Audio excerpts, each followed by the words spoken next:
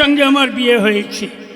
বিয়ে নিয়ে আগে শ্বশুর বাড়ির লোকেরা যে কোনো ঝামেলা করেনি, এটাই মঙ্গলের। কি গো, কি মঙ্গলের কথা বলছো?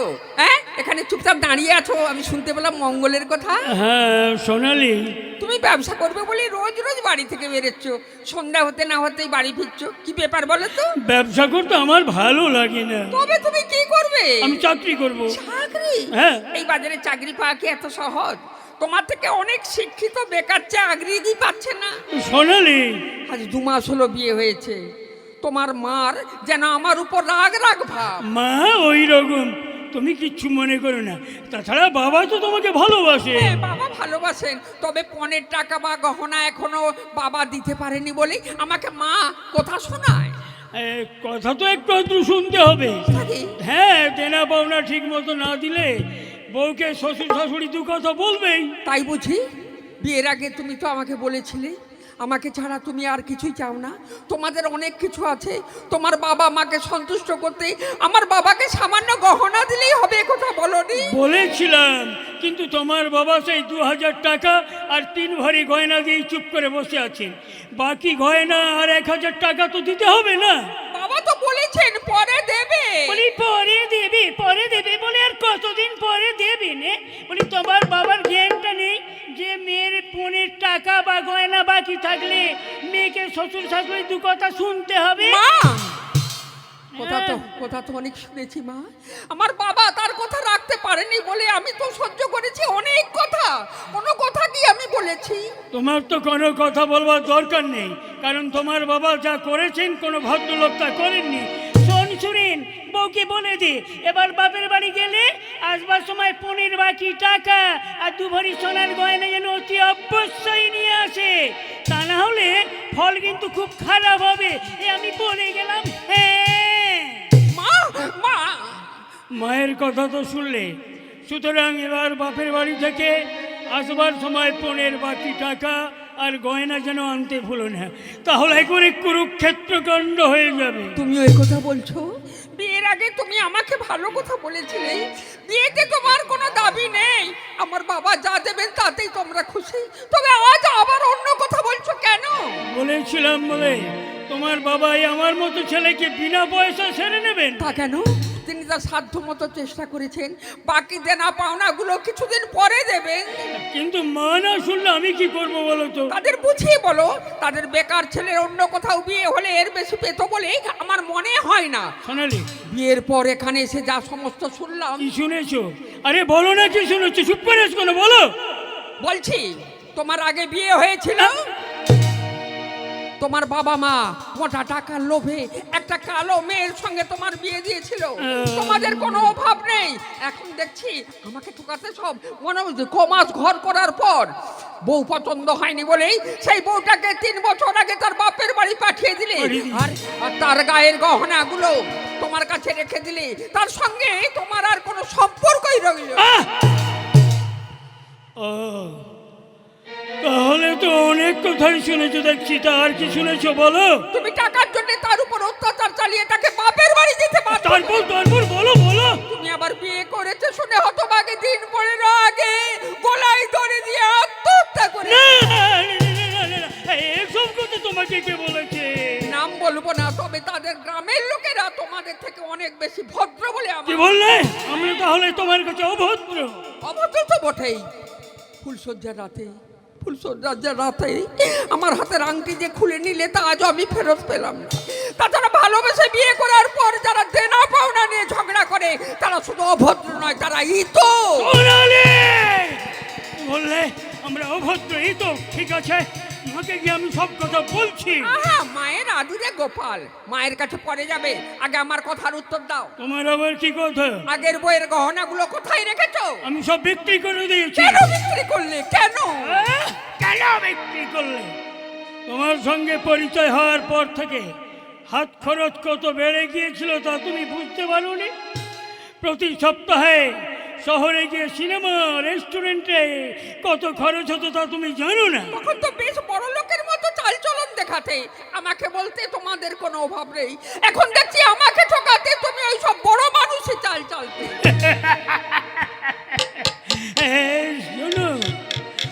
মন মজিয়ে বিয়ে করতে গেলে না ওইসব একটু আধটু করতে হয়, তাছাড়া দু চারটে মিথ্যে কথাও বলতে হয়। তাই নাকি? হ্যাঁ। আমার ধারণা কিন্তু অন্যরকম। যাকে ভালোবাসবো তার কাছে কোনো কথা গোপনে রাখবো না, কোনো মিথ্যা প্রলোভন দেখাবো না। আমার বাবা আমাকে খুব বিশ্বাস করে, তাই আমার কথাই তোমার সঙ্গে বিয়েতে কোনো আপত্তি করেননি। তাই তার অসুবিধা সত্ত্বেও দেনা পাওনা সম্বন্ধে রাজি হয়েছিলেন। ভালো ভালো ভালো। আরে বাবা, যেটা রাজি হয়েছিল সেটা দিয়ে দিন। না, তুমি কিছুই পাবে না। কেন? আমার অপরাধ? অপরাধ? অপরাধ অনেক। বিয়ের আগে আমার কাছে তোমার সব কথা গোপন করেছিলে কেন? কেন আমাকে মিথ্যা কথা বলে নানা প্রলোভন দেখিয়ে আমার কুমারী মনটা তুমি ভরিয়ে দিয়েছিলে কেন? বলি, তুমি কি কচি খুকি ছিলে যে কিছুই বোঝনি? বুঝলে কি আর এমন আমি ভুল করতাম? তা এখন যখন বুঝতে পেরেছো তখন কি করতে চাও? কি আর করবো, সারা জীবন অনুশোচনার আগুনে পুড়ে মরা ছাড়া আর আমার কোনো উপায় নেই। কেন? কেন উপায় নেই কেন? আমাকে ছেড়ে আরো কোনো লালচুস মার্কাকে নিয়ে বেরিয়ে পড়ো। তোমরা পুরুষের কথা বলতে পারো, কিন্তু আমাদের মতো মেয়েরা তা পারে না। কেন পারো না? মেয়েদের মন বলে একটা কথা আছে। একটা মেয়ে স্বামী বলে যাকে গ্রহণ করে তাকে নিয়ে তার ভবিষ্যৎ জীবনের কল্পনা করে রচনা করতে চায় সুখের সংসার। তুমি, হ্যাঁ, তুমি আমার জীবনে প্রথম পুরুষ। তোমাকে নিয়ে আমি অনেক কিছু সুখের কল্পনা করেছি, কিন্তু কল্পনার সঙ্গে বাস্তবের যে এত তফাৎ তা আমি কিছুতেই ভাবতে পারি। হাসালে সোনালি, তুমি আমাকে হাসালে। শোনো শোনো শোনো, এই কল্পনার কথা বলছিলেন না, এই কল্পনার সঙ্গে বাস্তবের কোনো দিনই মিল হয় না। এই ধরো, তুমি যদি মনে করো যে আমি হচ্ছে একটা মিনিস্টার হয়ে যাব, হবে? মোটেই হতে পারবে না, সে যোগ্যতা তোমার নেই। আমি যদি মনে করি যে আমিও একজন মিনিস্টার কিংবা জজ ব্যারিস্টার হয়ে যাব, সেটা কি হবে? সম্ভব নয়, মোটেই সম্ভব নয়। ওই কল্পনা কল্পনাই থাকবে, কল্পনার বাস্তবে পরিণত হবে না। তাই শোনো, তাই বলছি কি, ভবিষ্যতে আমার সঙ্গে তোমার যাতে মনের বা মতের কোনো রকম গণ্ডগোল না বাঁধে, সেইভাবে চলতে চেষ্টা করো। আর আমাদের বিয়ের দেনা পাওনা তোমার বাবাকে তাড়াতাড়ি মিটিয়ে দিতে বলো। আমি তো বলেছি তুমি আর কিছুই পাবে না। কিন্তু কি করে পাওনা আদায় করতে হয় তো আমার জানা আছে। আর আমিও দেখো তুমি কেমন করে আদায় করো। অকর্মণ্য বাজে লোক তুমি, আমার জীবনটা তুমি বিষময় করে তুলতে চাও। কি বললে? বিশ্বময়? এমন সময় খুব সুন্দর কথা মনে করিয়ে দিয়েছ। তোমার জীবনটাকে আমি বিশ্বময় করে না না না না, তোমার জীবনটাকে আমি বিশ্বময় করে তুলতে পারি, বিশ্বময় করে তুলব না। তবে প্রয়োজন হলে তোমার গলায় আমি বিষ ঢেলে দেব, তবেই আমার নাম সুরেন। ও ভগবান, আমি কি করেছি ভগবান? এই হয়তো আমার পাওনা ছিল ভগবান। এই করেছো ভালো নিঠুর হে, এই করেছো ভালো।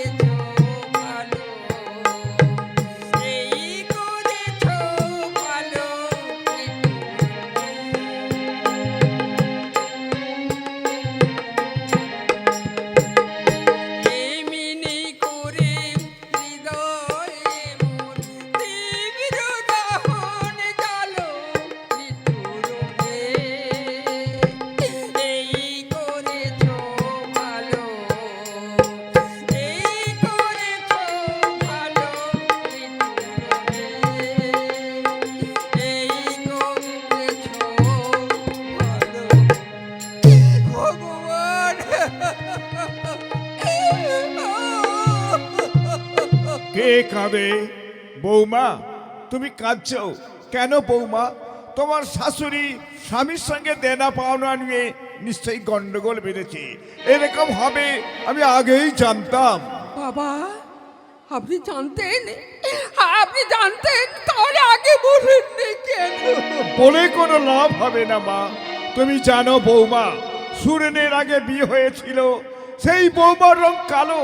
তারা অনেক টাকা পয়সা গয়না দিয়ে বিয়ে হয়ে দিয়েছিল, কিন্তু কিন্তু তোমার শাশুড়ির খিদে মেটে না।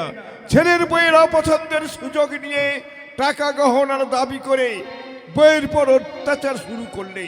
6 মাস ঘর করার পর আমি শেষে বৌমাকে বাপের বাড়ি পাঠিয়ে দিতে বাধ্য হলাম। তারপরে কিছুদিন আগে বউটি আত্মহত্যা করেছি বাবা। এছাড়া যে আর কোনো উপায় ছিল না মা। তাই তোমাকেও বলছি বৌমা, তুমি আর সুরেন ভালোবাসা করে বিয়ে করেছো, অগ্রপশ্চাৎ বিচার না করে, সব দিক না ভেবে নিজেদের ভবিষ্যৎ নিজেরাই নির্ধারণ করেছো। সুতরাং এখন আর কেঁদে কি লাভ? তার চাইতে এক কাজ করো, এ সংসারে তোমার যে অধিকার আছে, তোমার নিজের একটা স্থান আছে, তোমাকে প্রতিষ্ঠা করার চেষ্টা করো। আমি তোমার পিছনে আছি। বাবা, বাবা, হ্যাঁ মা, এরা ভেবেছে কি টাকা পয়সার জন্য কি ছেলেরা বিয়ে করে? বাবা মা ছেলের বিয়ে দিয়ে সংসার গুছিয়ে দিতে চায়, ছেলেকে সংসার ধর্ম করবার জন্য এ চেষ্টা করে। জানো, এটা একটা আমি আজও বুঝে উঠতে পারছি না। তবেই তোমাকে আমার শেষ কথা, আমার হুকুম ছাড়া তুমি এ বাড়ি ছেড়ে কোথাও যাবে না বৌমা। বাবা, বেশ বাবা, তাই হবে। আপনার আদেশ আমি মাথায় করে রাখবো বাবা। আপনি যে আমার অন্ধকারের আলো, অন্ধকারের আলো। এই যুগটা হলো কি? আজকাল খবরে কাগজ খুললেই দেখি পণের টাকার জন্য বধূ নির্যাতন, শেষে বধূর আত্মহত্যা। আরে বাবা, নিজেদের প্রয়োজনে ছেলের বিয়ে দিয়েছিস, ছেলেকে সাংসারিক জীবনের জন্য বিয়ে করেছে, এর মধ্যে দেনা পাওনা নিয়ে এত কেলোর কীর্তি কেন? আরে বাবা, তোরা যেমন টাকা পয়সা খরচ করে ছেলেকে মানুষ করেছিস, মেয়ের বাবাও টাকা পয়সা খরচ করে মানুষ করেছে, তবে কেন এই সমস্ত ছেলে মেয়েদের বিয়েতে পণের কথা উঠবে? এটা একটা সামাজিক পাপ, এটা কেউ বোঝে না, কেউ বোঝে না। যত সব উজবুকের দল, উজবুকের দল।